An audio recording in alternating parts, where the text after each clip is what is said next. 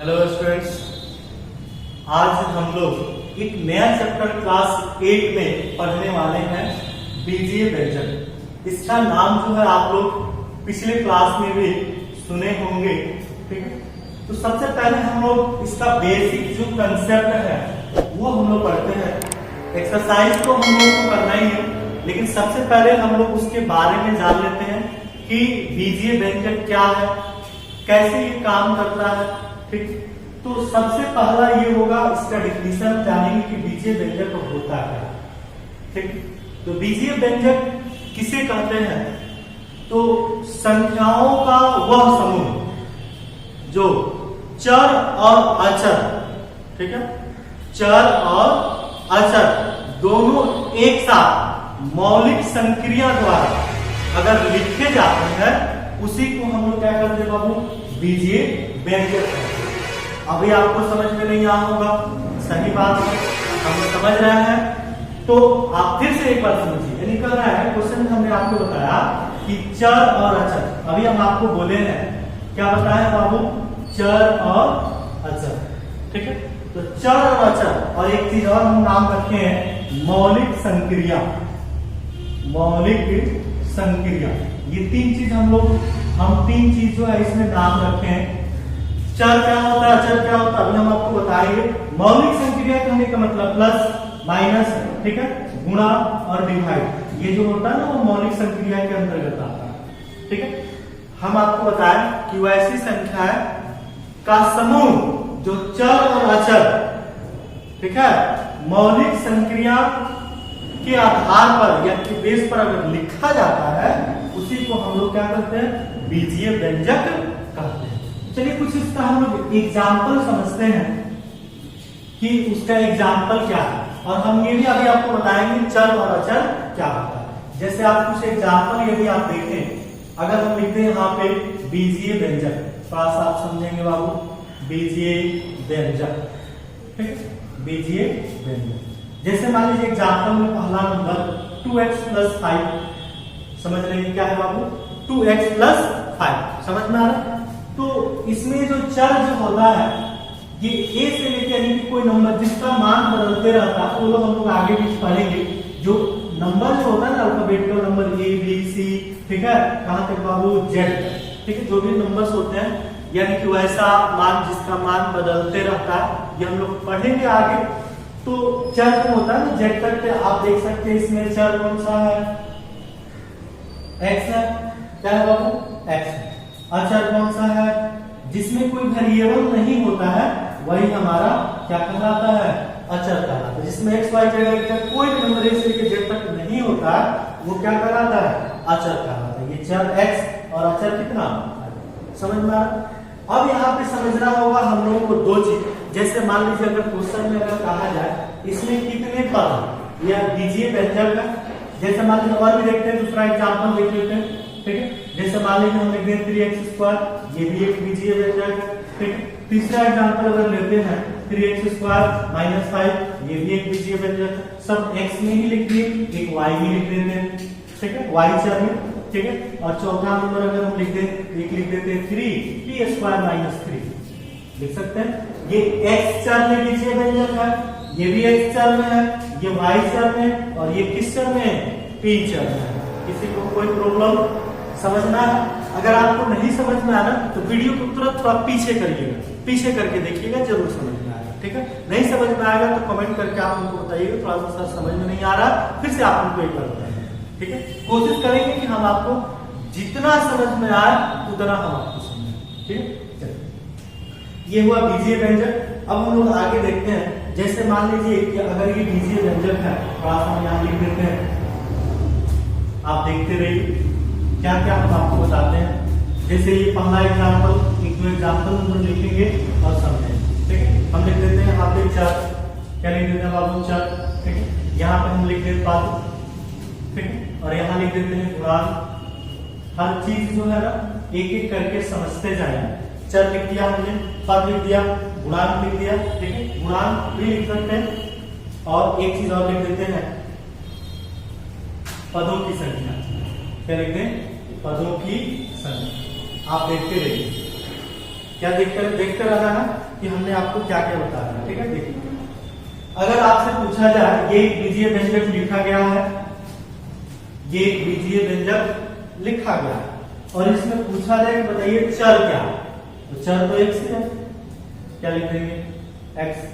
ठीक, इसमें कितने पद हैं, 2 पद है, एक कौन सा है 2 है ना, ये क्या है बाबू 2 पद देखना है। तो पद जो होता है वेरिएबल, एक पद ये और एक पद ये, एक 2x और एक कौन सा 5, समझ पा रहे हो, एक 2x और एक क्या 5, ये 2 पद है।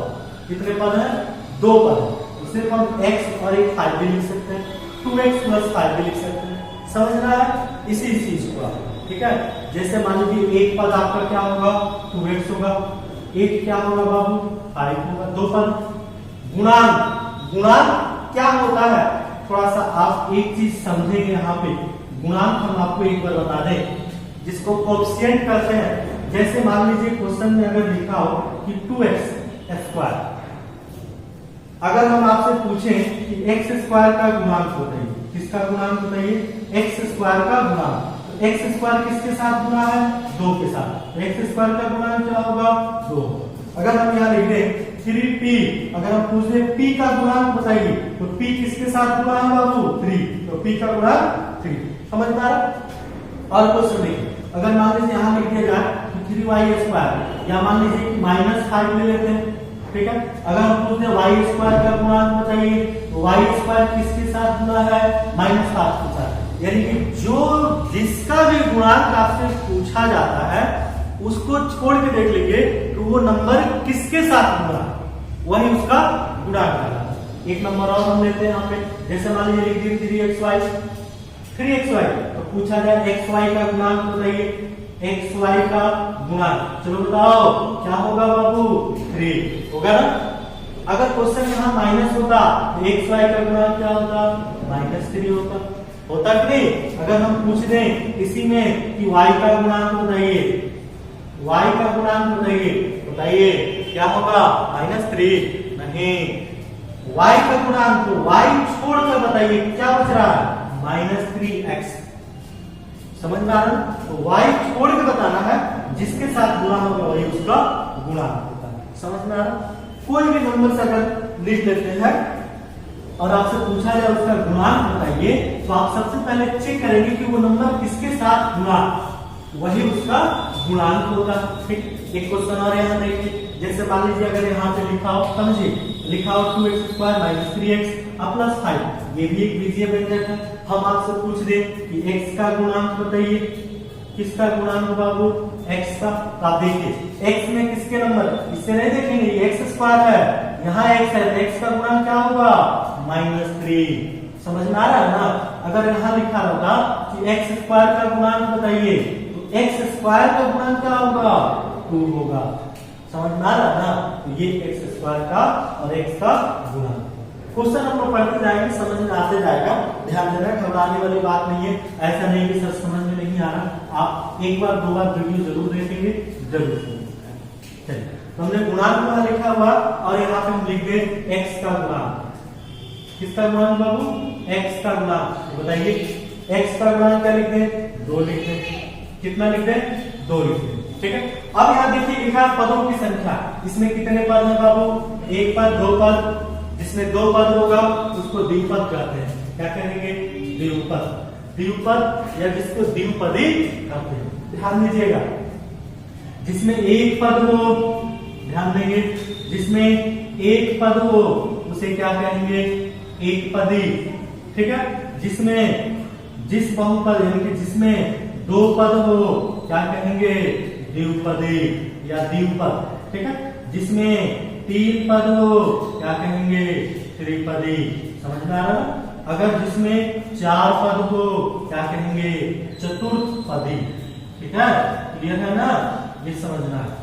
कर दिया जाए पदों की संख्या बताइए, तो जिसमें 1 पद हो एक पदी, 2 पद हो द्विपदी, जिसमें 3 पद हो क्या होगा बाबू त्रिपदी, जिसमें 4 हो चतुर्पदी।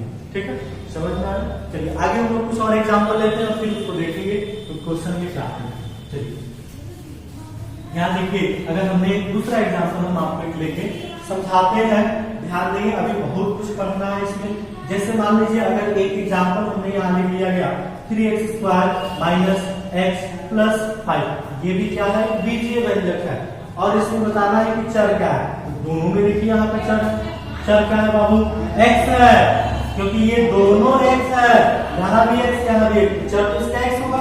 अगर यहाँ एक y हो जाता तो ये क्या होता, y होता, तो दोनों में x है इसलिए दोनों x होगा। अब इसमें टर्म पद देखना, पद कितने हैं बाबू, 3x² लिख दीजिए, 3x², फिर क्या है माइनस x, तो माइनस x लिख देंगे, फिर माइनस वाला माइनस के साथ लिखते हैं, फिर प्लस कितने, +5, यानी कि 5 लिखेंगे। अगर इसमें जिसका गुणांक पूछेगा उसी का बताना है। अगर इसमें पूछ दिया जाए कि x² का गुणांक, चेक करिए, अगर आपसे पूछे कि x² का गुणांक कितना, 3x² का गुणांक क्या लिखेंगे। अगर क्वेश्चन पूछता कि x का गुणांक दिखाए जो बता दे, क्या बाबू बता सकते हैं आप कोई, किसका गुणांक, x का। अब आप कहेंगे सर इसके साथ कोई नंबर है ही नहीं, कोई नंबर नहीं है तो 1 है, और इसके पहले माइनस है तो -1 लिखेंगे, क्या लिखेंगे, यानी कि x का गुणांक क्या लिख देंगे, -1। अब चेक करिए इसमें कितने पद हैं, 1 2 3, या 1 पद, 2 पद और 3 पद। 3 पद वाले को क्या कहेंगे, त्रिपदी कहेंगे कि नहीं कहेंगे, समझ में आ रहा ना। 3 पद वाले को त्रिपदी कहेंगे। उसी प्रकार से एक दो क्वेश्चन हम दे देते हैं और वो क्वेश्चन जो है खुद आप अपने से लिखेंगे, लिख सकते हैं। तो ये सब जो क्वेश्चन हम लिख लेते हैं यहाँ पे, ये क्वेश्चन ये खुद आप अपने से लिख लीजिएगा, लिख सकते हैं कि नहीं। चलिए ये क्वेश्चन आप खुद अपने से बना लीजिए, ठीक है। तो बीजीय व्यंजक, चर, पद और गुणांक, और हम लोग पदों की संख्या को पढ़ लेंगे, बना सकते हैं आप लोग, इसमें किसी को कोई प्रॉब्लम। चलिए अब हम आपको आगे बताते हैं, आगे ये हम आपको बताएंगे गुणांक समझना है। गुणांक किसे करते हैं, क्या गुणांक में कोई दिक्कत, एक बार और गुणांक बताते हैं, देखेंगे, जिसको हम लोग कोएफिशिएंट करते हैं, ध्यान देना। गुणांक कहने का मतलब ये है कि जिसका भी गुणांक आपसे पूछा जाए, आप चेक कर लीजिएगा कि वो किसके साथ गुणा, वो कौन से नंबर के साथ जो है गुणा, और जिसके साथ गुणा होगा वही उसका गुणांक कहलाएगा, वही उसका गुणांक कहलाएगा, ठीक है। चलिए इसको देखेंगे, एक दो क्वेश्चन और गुणांक से देख लेते हैं, समझ में आएगा। तो इस प्रकार से हम लोग क्वेश्चन जो है देखिए, देखिए गुणांक का एक दो एग्जाम्पल और हम आपको बता देते हैं। गुणांक जिसको कोएफिशिएंट कहते हैं, ठीक है। देखिए जैसे मान लीजिए अगर लिख दिया यहाँ पे 3x² और आपसे पूछ दिया जाए कि x² का गुणांक बताइए, x² का गुणांक, तो x² किसके साथ गुणा है, 3 के साथ। x² का गुणा कितना, 3, समझ में आ रहा। अगर यहाँ लिख दिया -5pq और पूछ दिया जाए कि pq का गुणांक बताइए, pq का गुणांक, तो आप चेक करके बताइए pq किसके साथ गुणा है बाबू, -5, क्या बता सकते हैं ना, समझ में आ रहा है। अगर यहाँ लिख दिया जाए कि -1/2 pqr और पूछ दिया जाए कि pqr का गुणांक जो है बताइए, किसका गुणांक, तो pqr किसके साथ गुणा है, -1/2, हो जाएगा ना, समझ में आ रहा। अगर हम यहाँ लिख दिया जाए कि XYZ कोई नंबर हो और पूछ दिया जाए कि XYZ का गुणांक बताइए, क्या कहेंगे आप कि सर इसके साथ तो कोई नंबर ही नहीं है, इसके साथ कोई नंबर ही नहीं है। अरे जिसके साथ कोई नहीं होता है उसके साथ भगवान होता है, ये तो आप जानते हैं ना। मान लीजिए इसके साथ कोई नहीं है तो 1 है, कुछ नहीं है तो क्या होगा, 1 होगा, होगा कि नहीं। XYZ का गुणांक क्या होगा, 1 होगा। अगर मान लीजिए इसके पहले माइनस होता, क्या होता, माइनस होता, तो यहाँ क्या हो जाता, माइनस होगा। समझ में आ रहा, अगर समझ में आ रहा होगा तो आप कमेंट जरूर करेंगे और बताएंगे कि सर समझ में आ रहा है, नहीं आ रहा है वो भी बताएंगे, ठीक है। अगर किसी जैसे आप 8 क्लास में अगर किसी को कमेंट करना नहीं आता होगा तो आप घर के किसी गार्जियन से पूछेंगे कि बताइए भैया पापा कोई भी हो जो भी हो कि कमेंट हम लोग कैसे करते हैं, और उसका जवाब जो हमको आप जरूर दीजिएगा, तभी हम आपको आगे बता पाएंगे। समझ में आया? चलिए अब अगला टॉपिक हम लोग देखते हैं, ध्यान दीजिए। अगला टॉपिक जो होगा, अभी हम लोग बेसिक कंसेप्ट में चल रहे हैं, ठीक है। उसके बाद हम लोग कुछ क्वेश्चंस करेंगे, अभी नहीं अगले वीडियो से। तो अभी हम लोग 2 चीज सीखेंगे। एक चीज सीखेंगे समान पद और एक चीज सीखेंगे असमान पद। बहुत लोग जानते भी होंगे, ठीक है, जानते होंगे अच्छी बात है, उनका रिवीजन हो जाएगा, और जो लोग नहीं जानते होंगे वो सीख लेंगे, ठीक है। इक्वल टर्म, समान पद, अनइक्वल, असमान पद, 2 चीज हम लोग को जानना है, अनइक्वल और इक्वल, 2 चीज, ठीक है, दोनों चीज जानना है, क्योंकि इसी से हम लोग को क्वेश्चन बनेगा। समान और असमान पद दोनों जो है सीख लेंगे। जैसे एग्जांपल में आपको बताते हैं, जैसे आप यहाँ 3x देखिए और एक 5x देखिए, पहला एग्जांपल। अगर दोनों का वेरिएबल सेम है, यदि 2 राशि अगर आपको दिया हो और दोनों में यदि वेरिएबल सेम हो तो उसको हम लोग समान पद कहेंगे। क्या कहेंगे बाबू? समान पद। देखिए इसमें भी एक, इसमें भी, इसलिए क्या होगा? समान पद। समझ में आ रहा? समझ में आ रहा ना? अब ये नहीं कि यहाँ पे 5x लिख दें और यहाँ 3y लिख दें, क्या ये दोनों समान है? नहीं है, इसलिए ये समान पद नहीं होगा। समझ में आ रहा? ये समान पद नहीं होगा, ये क्या होगा? तो असमान पद, क्योंकि इसमें देखिए ये 3x है और ये 5y है, ये दोनों अलग अलग है कि नहीं? और ये दोनों क्या है बाबू? x वेरिएबल इसमें भी और x वेरिएबल इसमें भी, दोनों सेम है, तो ये समान पद के अंतर्गत आएगा और ये समान पद के अंतर्गत नहीं आएगा। और एग्जांपल देखते हैं, जैसे यहाँ लिख दें 3p² इंटू यहाँ से भी लिख दें -p²। आप देखिए ये दोनों सेम है ना बाबू, यहाँ भी प्लस माइनस से कोई मतलब नहीं, p² वेरिएबल सेम देखना, वेरिएबल सेम देखना, p² यहाँ p² है, इसलिए ये दोनों समान पद होगा। दूसरा एग्जांपल हम इसमें देख लें, जैसे मान लीजिए यहाँ पे 8p² हो और यहाँ पे मान लीजिए 3q² हो, क्या ये दोनों अलग अलग है ना? यहाँ p यहाँ q अलग अलग है तो असमान पद।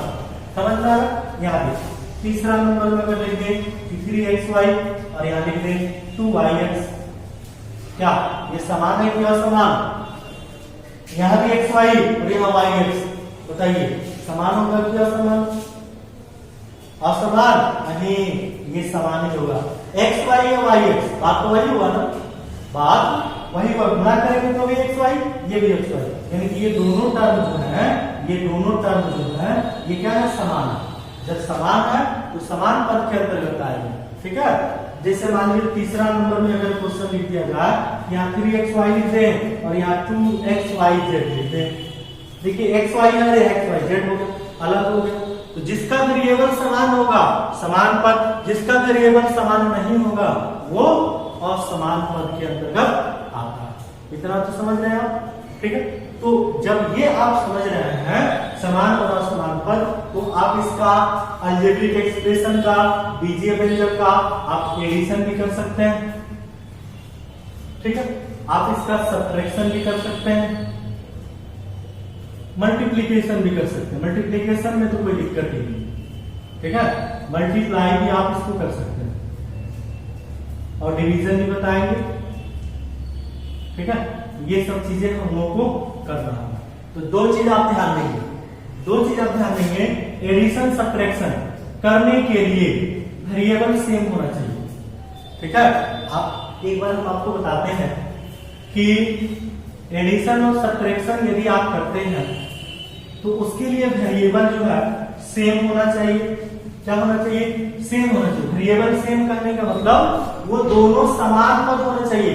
यदि आप कोई नंबर को जोड़ते हैं या किसी नंबर को घटाते हैं तो 2 नंबर को घटाएंगे, 2 नंबर को जोड़ेंगे, कम से कम 2 नंबर को, अकेले तो कोई नंबर जुड़ेगा नहीं, 2 से अधिक भी हो सकता है। तो ये दोनों नंबर यदि आप इसको जोड़ें या घटाएं, इसके लिए जो होता है ना वो समान पद होगा तभी हम जोड़ सकते हैं, अन्यथा नहीं जोड़ सकते हैं। दोनों सेम टर्म होना चाहिए, जोड़ने के लिए घटाने के लिए वेरिएबल सेम होना चाहिए तभी हम लोग जोड़ सकते हैं। समझ में आ रहा है? उसका जो वेरिएबल होना चाहिए वो क्या होगा बाबू, सेम होगा। जब वेरिएबल सेम होगा तभी हम लोग जोड़ सकते हैं। जैसे कुछ एग्जांपल आप देखिए। पहला नंबर, जैसे मान लिया 3x है और 5x को जोड़े, वो क्या करे, जोड़े। अभी ये छोटा छोटा चीज हम आपको बता रहे हैं।